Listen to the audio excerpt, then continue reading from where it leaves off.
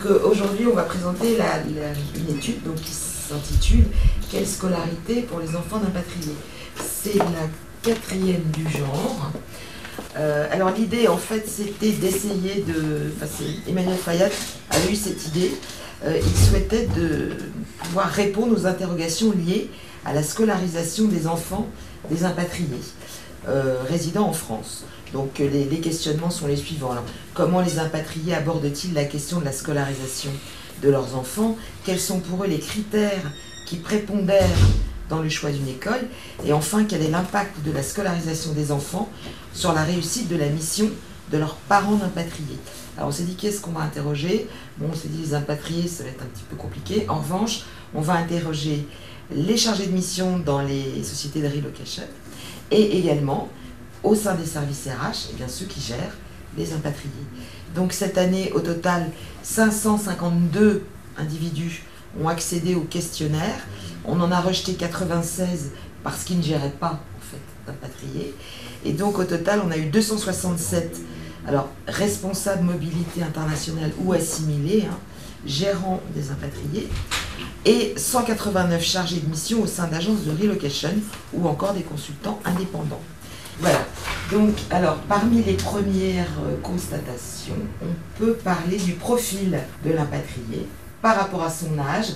Donc on va constater que 8 sur 10 a plus de 30 ans et moins de 50. Et on constate que le rajeunissement observé l'an passé s'est tassé et on a un glissement en fait, c'est-à-dire ceux-là, les 20-29 ans, ben, finalement ils sont passés là. Donc ils sont restés plus longtemps, et ben, ils ont vieilli sur place. Et d'ailleurs, quand on voit la durée de leur mission, ça se vérifie, puisque par exemple, ceux qui ont des missions de plus de 5 ans, ça a augmenté de 13 points par rapport à 2016 et de 9 points par rapport à 2015.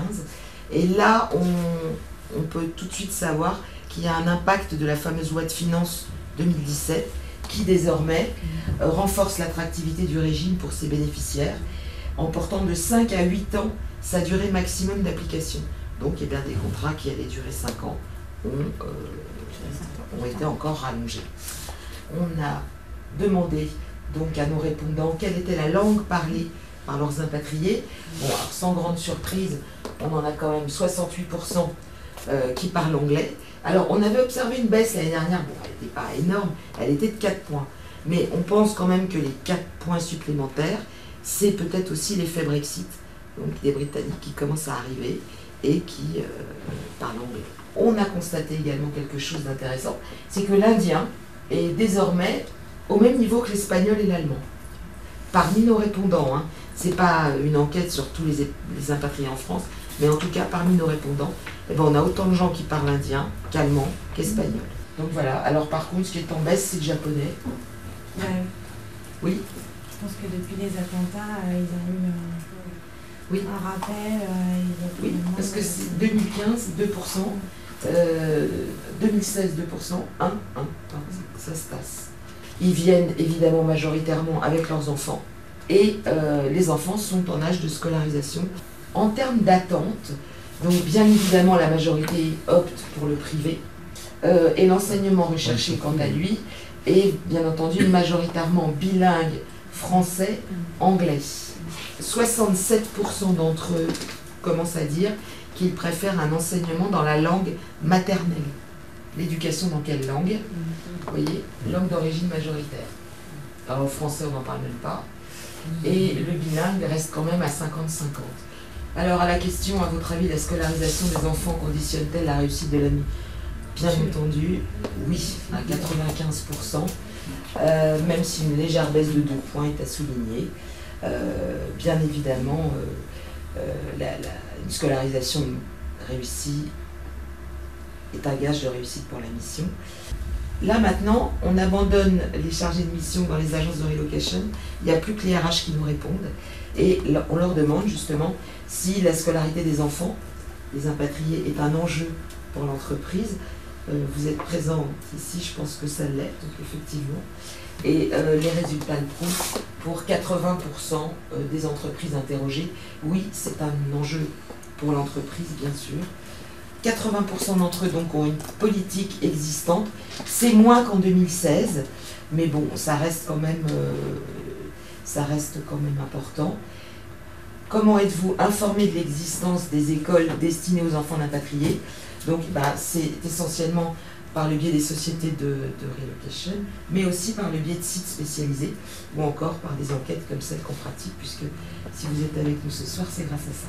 Comment votre politique d'aide à la scolarisation des enfants d'impatriés est-elle structurée? Alors, là aussi, c'est intéressant. La sous-traitance intégrale est en nette diminution depuis 2016, puisque vous voyez, ils étaient 1 sur 2. Ils sont plus que 36%. La sous-traitance partielle, elle, au contraire, augmente. Et quand elle augmente, eh bien, on confie non pas le choix de l'école, mais les formalités d'inscription et la facturation. Ça, on la sous-traite. En revanche, le choix de l'école est conservé par l'entreprise. Voilà, ils ont des listes d'établissements et voici les critères de sélection les plus importants. C'est donc les langues dans lesquelles s'effectue l'enseignement. Après, c'est la localisation. Alors, c'est intéressant parce que pour les entreprises, ça semble plus important la localisation de l'école que pour les impatriés eux-mêmes, pour qui ce n'est pas un critère si important. Voilà, la renommée, 16%, et le prix, alors le prix, ça n'a pas d'importance, visiblement, malgré tout, même pour les entreprises. Alors peut-être qu'il n'y a pas que de la sincérité là-dedans, mais... Et là, ça se retrouve aussi dans les moins importants, à 38%, c'est le prix. Voilà. Alors, la prise en charge totale, elle est quand même assumée par 54% des entreprises. Aucune, 14%. Prise en charge partielle, 16%. Montant forfaitaire, 16%.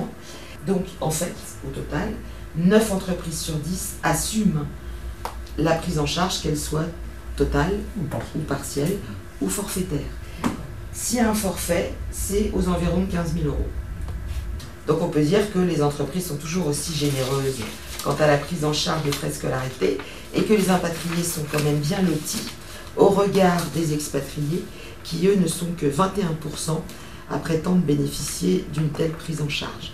Certes, ce sont les résultats d'une étude que nous avions réalisée en 2013, mais qui traitait de 10 années de recueil. Et je n'ai pas encore trouvé d'études plus récentes qui indiquent l'évolution de cette prise en charge pour les expatriés. En tout cas, donc, mieux vaut être un impatrié en France quand on a des enfants à scolariser qu'un expatrié à l'étranger.